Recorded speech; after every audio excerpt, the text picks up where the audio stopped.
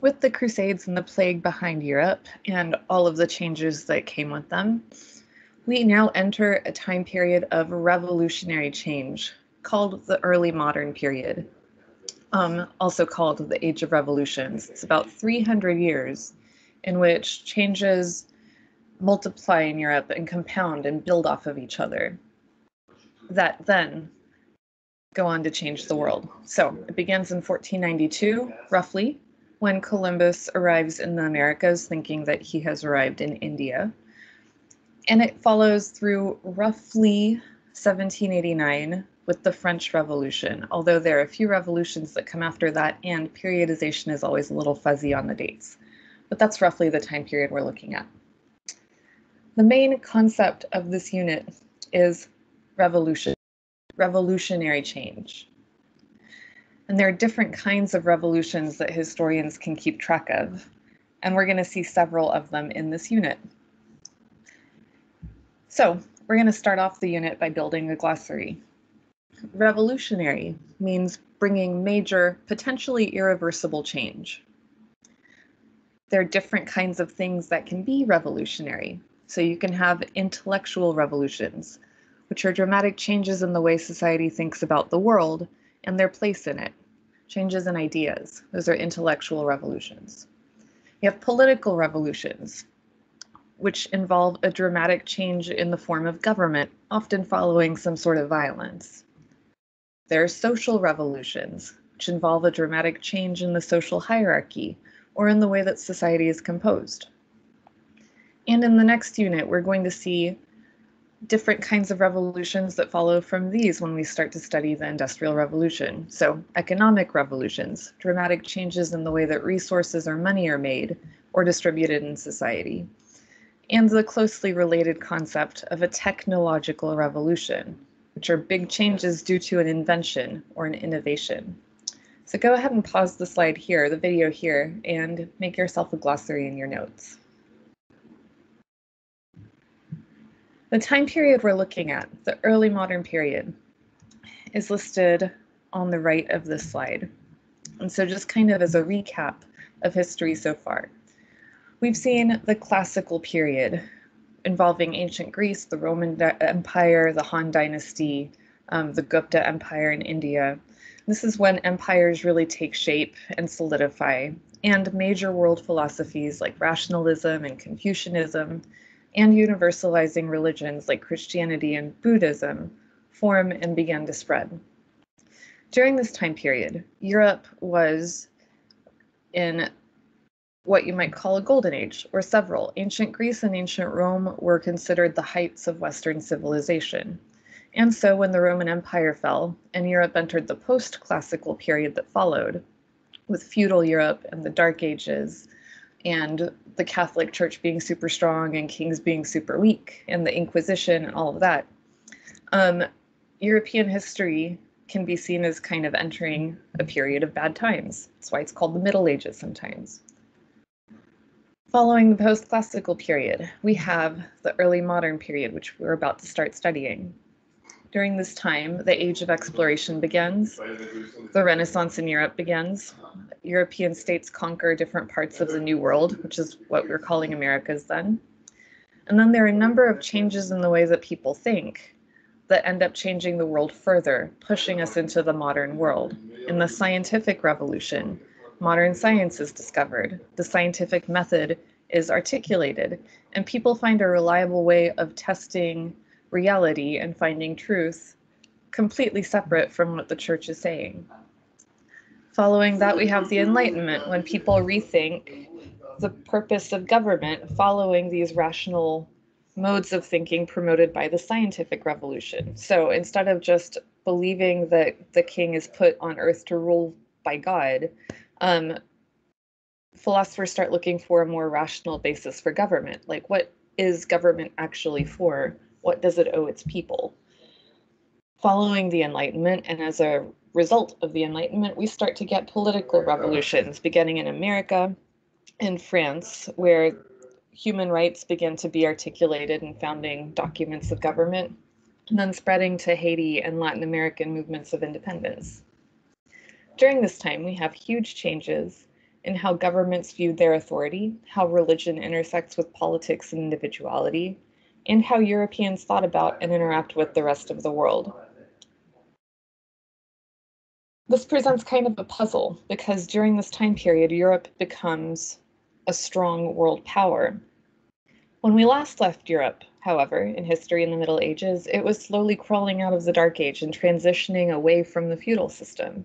And when we think about Europe in the Middle Ages, especially compared to other post-classical civilizations like the Arabs, it would seem like the least likely part of the world to rise to global dominance and power.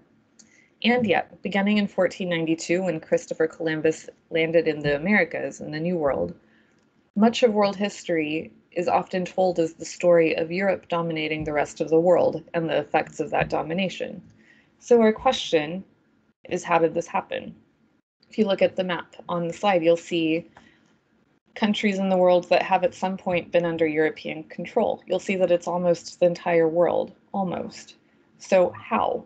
Because feudal Europe would have been in no position to exercise this kind of power. There are a couple things that changed that we can already point to.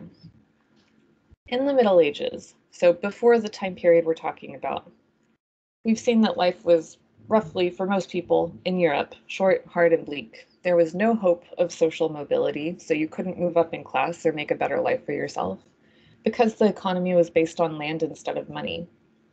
If peasants and knights traded their services for the right to live on a plot of land, they couldn't save or accumulate wealth, so that meant they were pretty stuck. And if you can't change your financial situation or your social situation, it's hard to be optimistic about life. And there's hardly any point in hoping for a better future in this life because you know you won't have one, and because the feudal system is rigid and won't allow it. Then we get the Crusades, and that's a catalyst for change for Europe. By putting Europeans in contact with the more advanced Islamic civilization and giving them a taste of the goods to be had in the Indian Ocean trade network, the Crusades reinvigorated Europeans' interest in trade and exploration, because before they were pretty isolated. So this change led to two other changes that will define the next period in world history. First, the Age of Exploration. Europeans began to seek ways to reach the Indian Ocean trade network and all of the wealth that was being traded on it that didn't require them to go through Muslim lands, so they couldn't go overland, they had to go by sea. This caused them to look for creative ways to get there by sea, and that's what Columbus was trying to do when he quote-unquote found the Americas, which were already populated by a lot of advanced civilizations, whatever.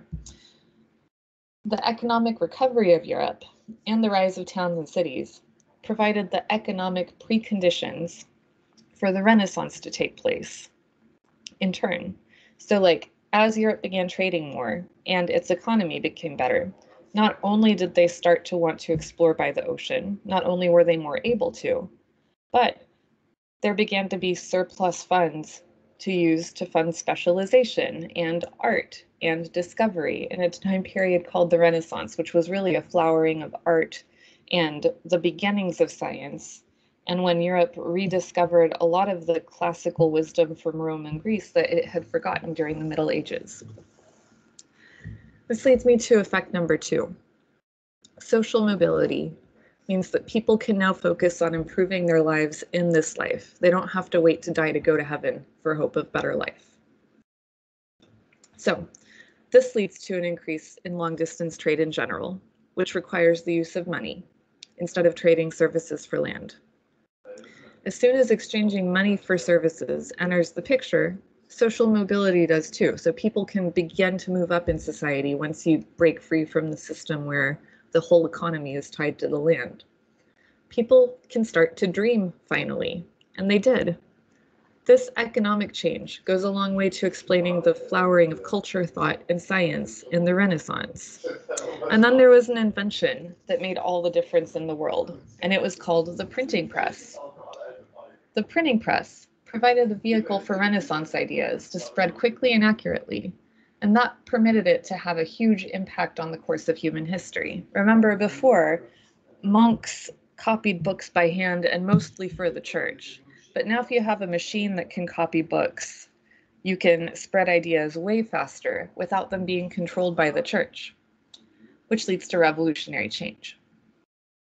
So all of these changes you can capture either in a concept map or in a chart. It's entirely up to you. You can copy my concept map from up here, or you can copy the chart.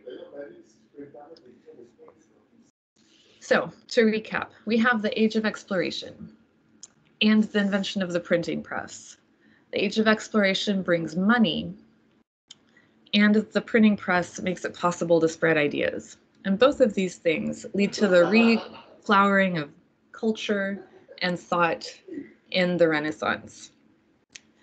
This age of curiosity and willingness to improve your life in this world, and the money that was coming from the New World, all funded not just the Renaissance, but eventually the scientific revolution, when scientists began to observe the world around them and articulate a way to reliably understand it, called the scientific method. We still use it. It's pretty great.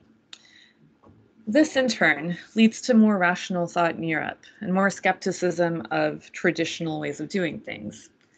And from there, we get to the Enlightenment, where philosophers began to think critically about government. What does government owe its people? They developed the social contract theory, whereby people agree to follow the law, and the government is supposed to protect people's natural rights. Seeing that most governments are not doing this during this time, we then get to several political revolutions, like the American, the French, the Haitian, and multiple Latin American movements for independence. It would be a great idea to capture all of this information in a glossary in your notes at the outset of this unit, because these concepts are tricky, especially for 10th graders. They're really abstract for the most part because they mostly involve changes in the way people think, not concrete things. So I strongly suggest you pause the slide here and capture these definitions in your notes. The Age of Exploration is when European explorers tried to find a passage by sea to link to the Indian Ocean trade networks. And eventually that resulted in Columbus accidentally running into the Americas and discovering, quote unquote, the New World. This led to money for specialization, and it renewed curiosity about our world, which in turn caused the Renaissance. The Renaissance, or rebirth in French, was the revival of art and learning in Europe from around 1300 to around 1600, when scholars rediscovered classical Greek and Roman knowledge and focused on reason and the role of man in the world, humanism. And what that means is, instead of focusing on the Bible and heaven and religion to explain everything, they began to focus on what they could do in this life to improve their own lives. This led to more secularism. Secular means dealing with worldly rather than spiritual matters, having nothing to do with religion. And the printing press really boosted the impact of this movement. The printing press was a machine for reproducing written material by pressing paper against arrangements of inked type. It let people share and build on ideas faster and in a way that was harder for the church or the government to control. This also led to a split in European Christianity called the Protestant Reformation, which was a movement of religious reform that rejected the Pope's authority and believed in salvation by faith alone. In the spirit of skepticism and like a new resistance to just absolute faith in what the church was teaching, we also get to the scientific revolution, which in my mind is one of the most important events in all of human history. During the scientific revolution, the scientific method replaced the Bible as the source of knowledge about reality for Europeans. It was an emergence of modern science when the scientific method was developed that gave us a system for testing theories to reliably find out what was true, systematically. It's a step-by-step process. We still use it. You learn it in science class because it is so important. And it led to advances in math, physics, astronomy, biology, including human anatomy, and chemistry that transformed the views of society and nature and challenged religious dogma in the process. This movement for science in turn gave rise to a similar movement that dealt with politics called the Enlightenment. During the Enlightenment, social contract theory replaced divine right as the basis for legitimate government. This means the idea that the government must protect people's natural rights. It's the whole purpose of government. Replaces the idea that the government is just in charge because God says the government should be in charge. During this time period, we see the emergence of a modern secular, so non-religious, political philosophy with social contract theory and notions of political rights articulated clearly in a lot of ways for the first time.